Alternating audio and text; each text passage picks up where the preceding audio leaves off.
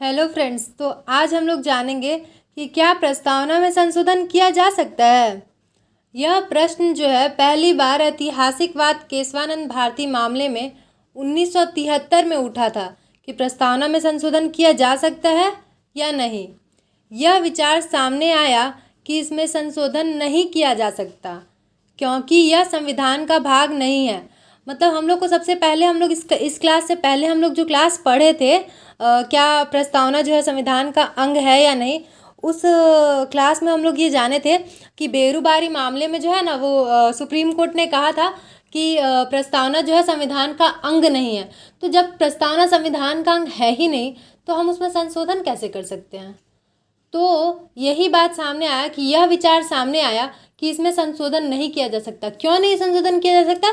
क्योंकि यह संविधान का भाग है ही नहीं, जैसा कि बेरुबारी मामले में कहा गया था। हालांकि केशवानंद भारती वाद में उच्चतम न्यायालय ने व्यवस्था दी कि प्रस्तावना संविधान का एक भाग है। तो आगे हम लोग जब पढ़े थे, सबसे पहले हम लोग बेरुबारी मामला पढ़े थे, उसके बाद हम लोग गोलकनाथ मामला पढ़े थे, और उसके बाद जो है केशवानंद भारती, और उसके बाद एसआर बोम्बई। तो सबसे पहले तो बेरुबारी में तो कहा गया कि संविधान का भाग है ही नहीं, और गोलकनाथ मामले में भी उसको भाग नहीं बताया गया, अंग उसका बताया नहीं गया संविधान का। लेकिन तीसरा मामला जो हम लोग का केशवानंद भारती मामला था, उसमें ये कहा गया, ये सुप्रीम कोर्ट ने कहा कि प्रस्तावना जो है संविधान का एक महत्वपूर्ण अंग है। और चौथे मामले में एसआर बोम्बई वाद में भी अभिन्न अंग बताया था प्रस्तावना को संविधान का। तो यही कहा गया कि हालांकि केशवानंद भारती वाद में उच्चतम न्यायालय ने व्यवस्था दी कि प्रस्तावना संविधान का एक भाग है। न्यायालय ने कहा कि प्रस्तावना को संशोधित किया जा सकता है।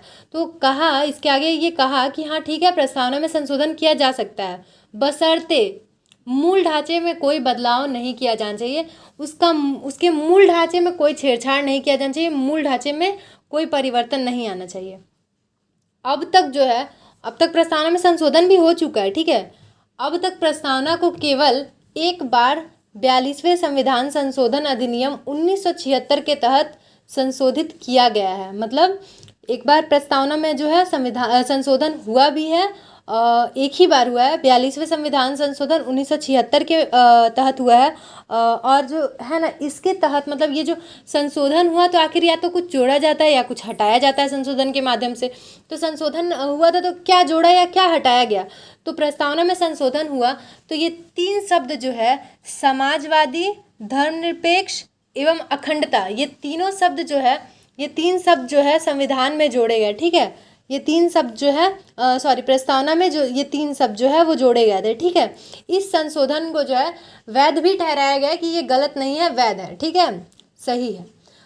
अतः हम यह कह सकते हैं कि प्रस्तावना में संशोधन किया जा सकता है, लेकिन यह संविधान के मूल ढांचे को बदलने वाला नहीं होना चाहिए। तो ओवरऑल इसमें क्या कह सकते हैं कि हम लोग का ये प्रश्न था कि क्या प्रस्तावना में संशोधन किया जा सकता है। तो हाँ, हम लोग प्रस्तावना में संशोधन कर सकते हैं, लेकिन जो है इसका मूल ढांचा में कोई परिवर्तन नहीं आना चाहिए, मूल ढांचे से कोई छेड़छाड़ नहीं होनी चाहिए।